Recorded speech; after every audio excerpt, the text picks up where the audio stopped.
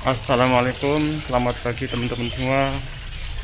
Semoga kita semua dalam keadaan sehat walafiat. Hari ini tanggal 26 Juli 2021, di mana tadi malam Bapak Presiden sudah mengumumkan memperpanjang PPKM darurat hingga tanggal 2 Agustus. Dan pembelajaran tetap berlangsung secara daring atau online. Hari ini saya tetap masuk sekolah karena berdasarkan edaran yang masuk adalah 50%. Lapangan lagi dicat ini teman-teman, kayaknya nanti tambah bagus ini. Dan sampai sekarang surat edaran tentang pakaian belum dicabut, berarti masih menggunakan pakaian bebas.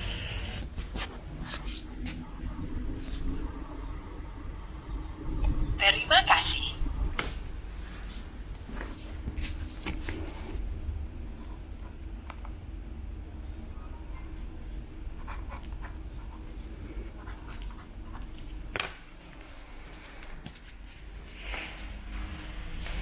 Dan langsung kita ke ruang guru karena saya ada jadwal ya hari ini.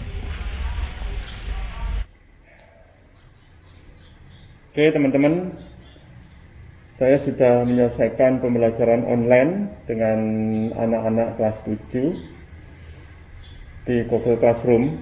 Sebenarnya materi ini sudah saya share tadi malam di Classroom itu, baik itu materinya, kemudian absen, tugas, sudah saya share tadi malam di Classroom, hanya saya jadwalkan untuk hari ini sesuai dengan jadwal. Dan ketika sudah waktunya tiba, akan tampil di classroomnya anak-anak, dan saya tinggal berkomunikasi atau memantau melalui WhatsApp. Dan tadi udah banyak anak-anak yang bertanya juga tentang materi-materi itu, sehingga terjadi ya semacam diskusi lah di WhatsApp. Kemudian sampai saat ini anak-anak sudah banyak yang mengumpulkan tugas, sudah lebih dari 50%. Biasanya sampai nanti sore, sampai nanti malam itu masih ada yang mengumpulkan tugas. Bahkan sampai beberapa hari berikutnya ini masih ada yang mengumpulkan tugas. Kita sebagai guru harus maklum ya tentang itu. Kemudian saya ini membaca sebuah artikel dari webnya ini bwmu.co dengan judul RPP sama dengan rencana pembelajaran palsu. Dan nanti teman-teman bisa dicek ya di sini ini. Saya ketika baca judul ini saya tersinggung sebagai guru. Saya itu marah ya, dan nggak terima dengan seperti ini.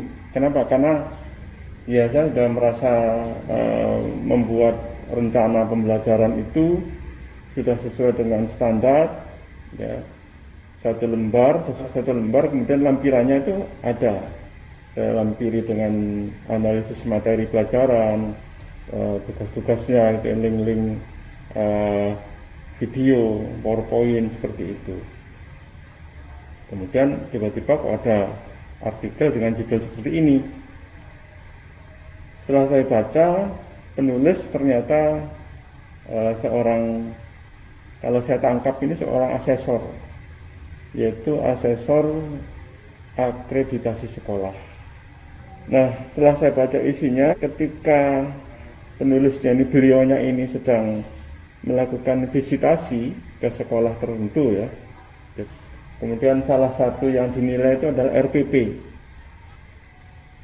Nama sekolahnya itu nama sekolah lain. Setelah ditanya, ternyata hasil dari copy, paste, kemudian edit. Hanya editnya kurang. Bahkan itu sudah ditandatangani oleh guru yang bersangkutan dan oleh kepala sekolah. Nah, dari situlah kemudian beliaunya ini menyimpulkan kalau begitu untuk apa RPP kalau hanya sekedar copy, paste, dan edit ala kadarnya. Mestinya RPP itu adalah kita sesuaikan dengan pembelajaran kita.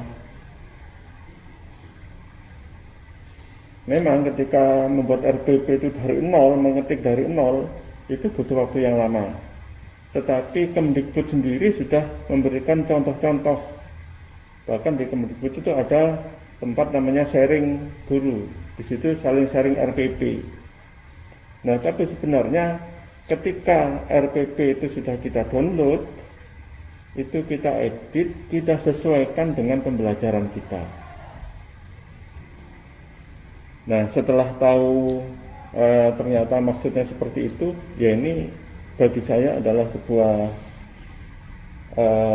evaluasi bagi kita semua, bagi guru-guru. Ya, saya ini harus selalu mengevaluasi apakah selama ini yang kita lakukan itu hanya sekedar RPP kita itu palsu, ya, atau memang RPP kita itu betul-betul yang kita rencanakan.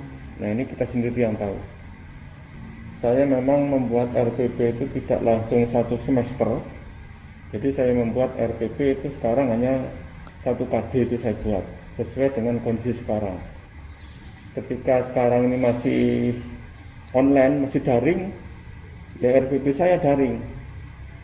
Nanti ketika anak-anak itu masuk 25% misalkan, maka RPP-nya harus RPP PDM dan campuran dengan daring atau RPP pembelajaran blended. Ini udah jam 1. Saya akan siap-siap untuk pulang. Mulai besok akan diberlakukan BFO-nya.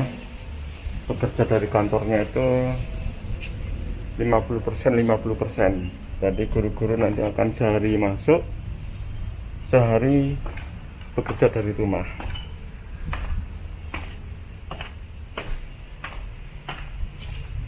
Tapi untuk siswanya semuanya full belajar dari rumah.